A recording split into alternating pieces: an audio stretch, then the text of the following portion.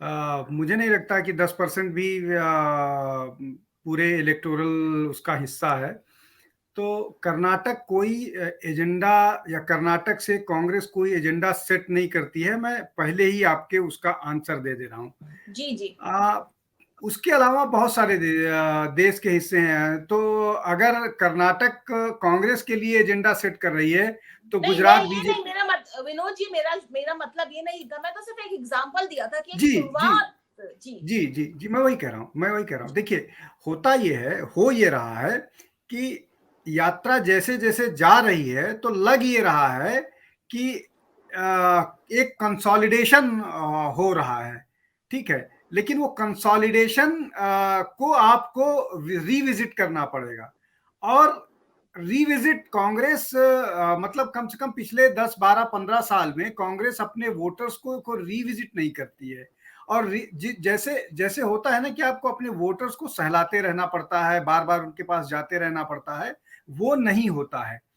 और वो ना हो करके ऐसा ना होने के कारण आप एक बार गए, जैसे आप उत्तर प्रदेश का उदाहरण ले लीजिए। प्रियंका गांधी की उसमें बहुत भीड़ होती थी, लेकिन एक तो वहां लेट हो गया था, और दूसरा ये कि सारी एक्सरसाइज को करने के लिए आपको आपको उनके पास बार बार जाना पड़ेगा, और ये कॉन्फिडेंस दिलाना पड़ेगा कि हम ही मजबूत दावेदार हैं। जी अगर जी। आप हमको नहीं जिताएंगे तो दूसरी जगह वेस्ट जाएगा। वो कांग्रेस नहीं कर पाई। आप ऐसे सोचिए, केरल निकल गया, कर्नाटक आ गया, अब आंध्र प्रदेश में इस समय है, 43वां दिन चल रहा है यात्रा का।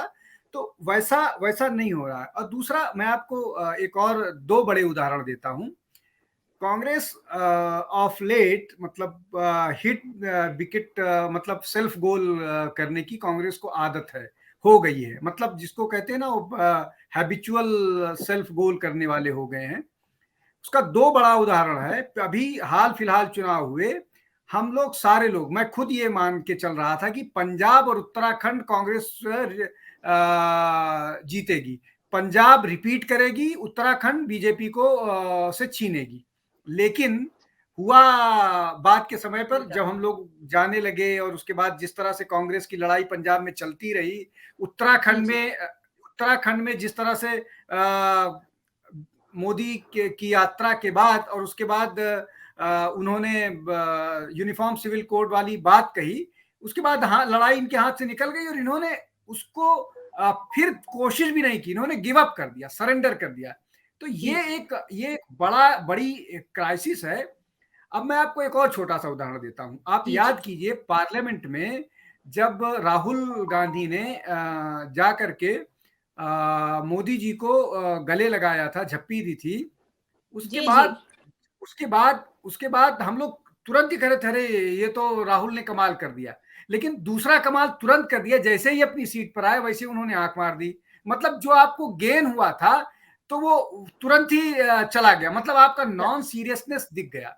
मेरा ये बिल्कुल। कहना है मेरा ये कहना है कि कांग्रेस की क्रेडिबिलिटी क्राइसिस इतनी ज्यादा हो गई है कि उसको अपने आप को प्रूव करने के लिए उसके एफर्ट सस्टेनेबल होने चाहिए, लंबे समय तक ये सीरियसनेस सस्टेन करना चाहिए, जी जी। ये सीरियसनेस सस्टेन करना चाहिए।